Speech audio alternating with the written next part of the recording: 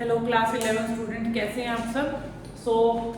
जैसे कि हम 6.3 एक्सरसाइज कर रहे हैं और पिछली वीडियो में हमने क्वेश्चन 7 तक कंप्लीट किए थे। आज मूव करते हैं question 8 to 11 which will be the last question of this exercise. 11 total question दिए हैं, आज हम क्वेश्चन नंबर 8 से 11 तक डिस्कस करेंगे। सो हमारी पहला क्वेश्चन है, मतलब इस वीडियो का पहला क्वेश्चन है, how many words with or without meaning can be formed using all letters of the word equation। हमारा वर्ड ये है जिसके सारे लेटर्स को हमें इस्तेमाल करना है। तो सबसे पहले हम सारे लेटर्स लिख लेते हैं, E Q U A T I O N। ठीक है, 1 2 3 4 5 6 7 and 8 टोटल 8 लेटर्स हमारे पास अवेलेबल हैं। अब उसने कहा कि आप सारे ही लेटर्स को यूज करोगे लेकिन रिपीटिशन नहीं करना है। तो रिपीटिशन नहीं करना है, इसका मतलब आप डायरेक्ट फॉर्मूला भी अगर लगाना चाहें तो यहाँ पर 8P8 का फॉर्मूला भी लगा सकते हैं। तो वो हो जाएगा 8 फैक्टोरियल डिवाइड बाय 0 फैक्टोरियल। तो इस चीज को ध्यान रखिएगा कि 0 फैक्टोरियल जो होता है बेटा वो 1 के बराबर होता है, 0 फैक्टोरियल 0 के बराबर नहीं होता है। तो यहाँ पर हम सिर्फ लेंगे 8 factorial divide by 1 which is 8 factorial. यहाँ पर ही मैं छोड़ रही हूँ, आप चाहे तो इसको मल्टीप्लाई करके पीछे से आंसर मैच कर सकते हैं। जब बड़ा फैक्टोरियल होता है तो हम छोड़ भी सकते हैं, राइट। तो आप चाहे तो इसको मल्टीप्लाई करके मैं लिख देती हूँ, इस तरीके से आपको मल्टीप्लाई करना है, you will get the answer. ठीक है, समझ में आया। आपने 8 के 8 लेटर यहाँ यूज किए हैं, पूरे के पूरे जितने दिए सारे यूज करने, तो टोटल 8 लेटर में से 8 का ही मैं इस्तेमाल कर रही हूँ। 9th क्वेश्चन देखिए, हाउ मेनी वर्ड्स विद और without meaning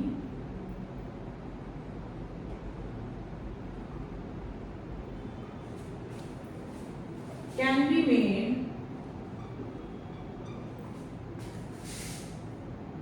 from the letters of the word Monday। ठीक है, assuming that no letter is repeated। If, अब देखिए इसमें हमें फर्स्ट पार्ट दिया हुआ है, 4 letters are used at a time.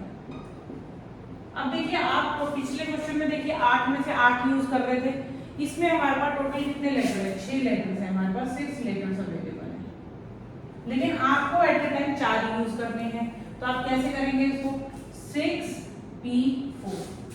ठीक है, थोड़ा सा कैलकुलेशन कर देते हैं इसकी। देखिए 6 फैक्टोरियल डिवाइड बाय 2 फैक्टोरियल, तो 6 × 5 × 4 × 3 × 2 factorial divided by 2 factorial, cancel किया, 6 × 5 × 4 × 3, इसको मल्टीप्लाई कीजिए, you will get the answer. ठीक है, हमारे सेकंड पार्ट में उसने बोला all letters are used. Second part में उसने क्या बोला, ऑल लेटर्स आर यूज्ड। अब सारे के सारे लेटर यूज कर रहे हो तो 6P6 हो जाएगा।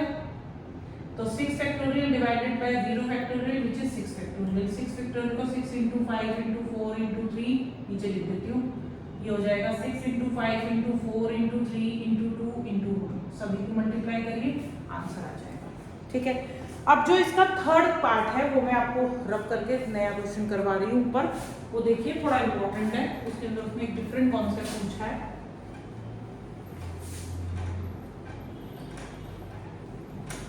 देखिए अब इसने थर्ड पार्ट में क्या कहा आपको, this is your third part. Third part में उसने कहा कि आपको फर्स्ट लेटर, आपका जो फर्स्ट लेटर है इज वोवल, वो वोवल होना चाहिए। ठीक है, तो टोटल 6 लेटर्स हैं। ठीक है, तो इसको मैं मल्टीप्लिकेशन थ्योरम से करूंगी। 6 लेटर में से यहाँ पर मेरे पास वोवल होना चाहिए और बाकी के कितने प्लेसेस बचे, 5। ठीक है, तो मेरे पास वॉवल्स अवेलेबल कितने हैं उसी के हिसाब से हम ऑप्शन दिखाएंगे। मेरे पास वॉवल्स हैं 1 और 2 हैं, तो वॉवल्स के लिए मेरे पास 2 ऑप्शंस हैं। बाकी मेरे पास टोटल 6 लेटर में से अगर एक लेटर यहाँ यूज कर दूंगी तो टोटल कितने बचेंगे, यहाँ पर 5 ऑप्शंस, 4, 3, 2 और 1, इन सबको हम मल्टीप्लाई कर लेंगे तो 2 into 5 into 4 into 3 into 2 into 1, तो 10, ये बेटा 240 आ जाएगा। ठीक है, इस तरह से नीचे भी आप मल्टीप्लाई करके बिल्कुल आंसर जरूर मैच करिएगा। ठीक है, क्योंकि इसमें बहुत ज़्यादा कुछ बड़ी कैलकुलेशन नहीं है, सिर्फ मल्टीप्लिकेशन वगैरह ही देखने को ज़्यादा मिलेगा आपको, तो मल्टीप्लिकेशन थोड़ा ध्यान से करेंगे। और अगर बहुत लंबा परम्यूटेशन लग रहा है तो जैसे कि सपोज आ गया 13 फैक्टोरियल फिर 11 फैक्टोरियल, तो उसको हम सॉल्व नहीं करते हैं।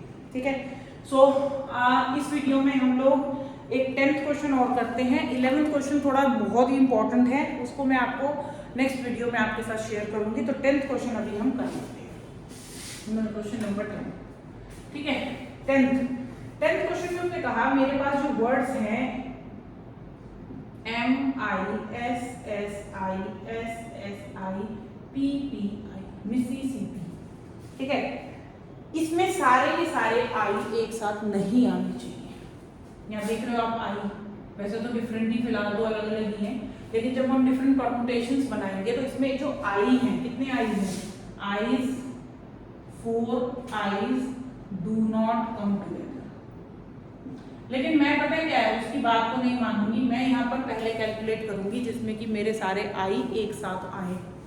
ठीक है, एक साथ मेरे आई आने चाहिए और टोटल भी निकालूंगी। तो सबसे पहले मैं टोटल परम्यूटेशन निकाल रही हूँ। हमारी टोटल परम्यूटेशन कितनी होगी, जितने लेटर्स है 1 2 3 4 5 6 7 8 9 10 सॉरी 1 2 3 4 5 6 7 8 9 10 11, मेरे पास 11 फैक्टोरियल है।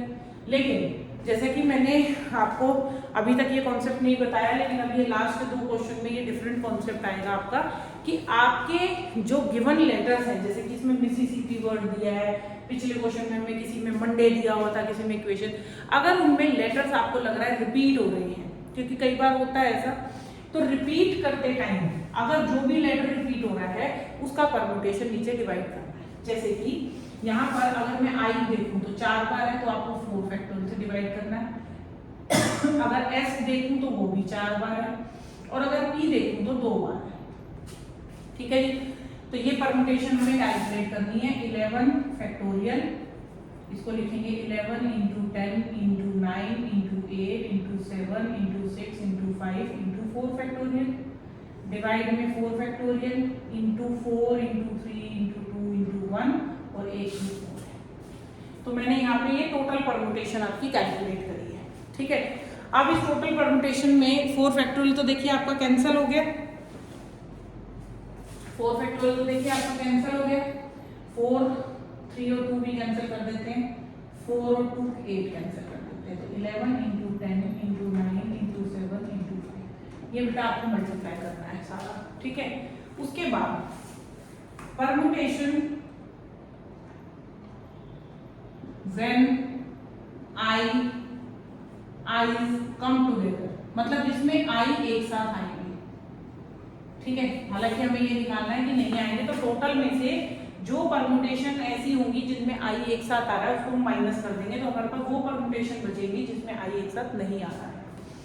ठीक है, तो आई, अब अगर आई को एक साथ चाहिए तो आई को एक लेटर मानना पड़ेगा। मतलब मैंने ये लेटर माना जिसमें मेरा आई आई आई और आई, 4 आई एक साथ ले लिया और इनको एक सिंगल लेटर मान लिया मैंने। अब इनको सिंगल लेटर मानने के बाद बाकी के वर्ड्स यहाँ लिख लेंगे M S S S S P P, ये मेरे वर्ड्स हो गए। तो टोटल कितने हुए, ये एक सिंगल लेटर है, 1 2 3 4 5 6 7 एंड 8, ये बना बेटा 8 फैक्टोरियल। 8 फैक्टोरियल, लेकिन यहाँ पर रिपीटिशन भी है, आई को छोड़ देना है। ठीक है, इसमें देखिए रिपीटिशन कितना है, एक तो एस का है और एक पी का है, तो इसको भी हम सॉल्व कर लेंगे। 8 into 7 into 6 into 5 into 4 factorial divided by 4 factorial into 2 into, तो 4 से 4 कट गया, 2 से 3 कट गया, ये आएगा 8 इंटू 7 इंटू 3 इंटू 5। ये आपकी वो परम्यूटेशन आएगी जिसमें कि आई एक साथ आ रहा है। तो हम यहाँ पर क्या लिखेंगे, required permutation is equal to, ये आपका जो नंबर 1 आएगा और ये नंबर 2, दोनों को माइनस कर देंगे।